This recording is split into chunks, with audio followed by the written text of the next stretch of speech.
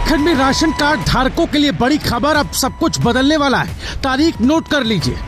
क्यों अचानक सरकार ने राशन कार्ड सिस्टम में भारी उलटफेर का फैसला किया, सामने आई चौंकाने वाली वजह। ऑनलाइन सिस्टम में एक ऐसा नियम जो लाखों लोगों के लिए गेम चेंजर बन सकता है, लेकिन किसके लिए खतरा और किसके लिए राहत, इस वीडियो में सब कुछ जानिए। बड़ी खबर उत्तराखंड से है। राशन कार्ड सिस्टम में अब तक का सबसे बड़ा बदलाव होने जा रहा है, और वो भी नए साल से। जी हाँ, नए साल का कैलेंडर खुलते ही राशन कार्ड की व्यवस्था पूरी तरह डिजिटल होने वाली है।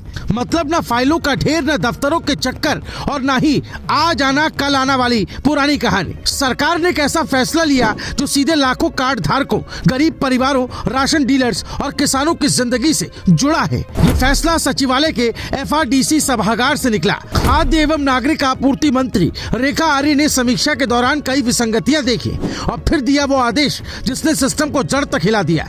निर्देश साफ, राशन कार्ड बनवाने की पूरी प्रक्रिया को ऑनलाइन किया जाए, तुरंत और बिना देरी के। सरकार मानती है कि ऑनलाइन प्रक्रिया से फर्जीवाड़ा कम होगा, पारदर्शिता बढ़ेगी और जरूरतमंद लोगों को राहत मिलेगी।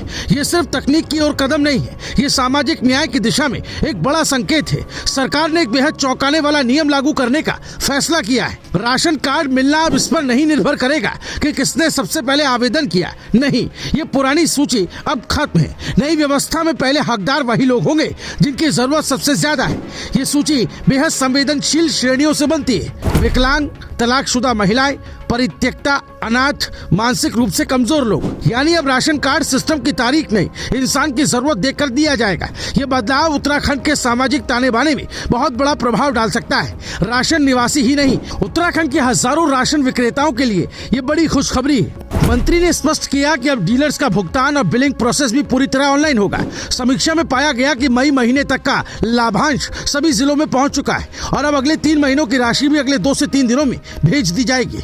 यानी अब डीलर्स को भुगतान में देरी नहीं होगी और सिस्टम में गड़बड़ी की गुंजाइश भी खत्म होगी। राज्य में इस साल धान खरीद का रिकॉर्ड भी शानदार रहा है। लक्ष्य के मुकाबले 98% खरीद पहले ही पूरी हो चुकी है। सरकार अब केंद्र से टारगेट बढ़ाने की मांग कर रही है। अगर केंद्र से मंजूरी मिलती है तो हजारों और किसान अपनी फसल MSP पर बेच पाएंगे।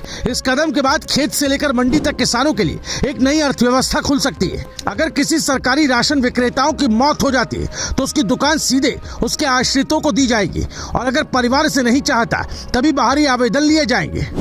ये बेहद मानवीय फैसला है जो अचानक आई विपत्ति में कई परिवारों को सहारा देगा। ये कदम दिखाता है कि सिस्टम सिर्फ फाइलों पर नहीं, परिवारों के दर्द पर भी ध्यान दे रहा है। बदलाव तो बड़ा है पर चुनौतियां भी कम नहीं। क्या गांव-गांव तक इंटरनेट और डिजिटल सुविधा मौजूद है? क्या अनपढ़, बुजुर्ग या दूर दराज के लोग ऑनलाइन आवेदन आसानी से कर पाएंगे? क्या साइबर गड़बड़ियां सिस्टम को परेशान करेंगी? और क्या ऑनलाइन प्रक्रिया वाकई उतनी सरल होगी जितनी सरकार दावा कर रही है? इन सवालों के जवाब नए साल के बाद ही मिलेंगे, क्योंकि ये बदलाव सिर्फ तकनीक का नहीं, एक पूरी सामाजिक संरचना का रीसेट बटन है।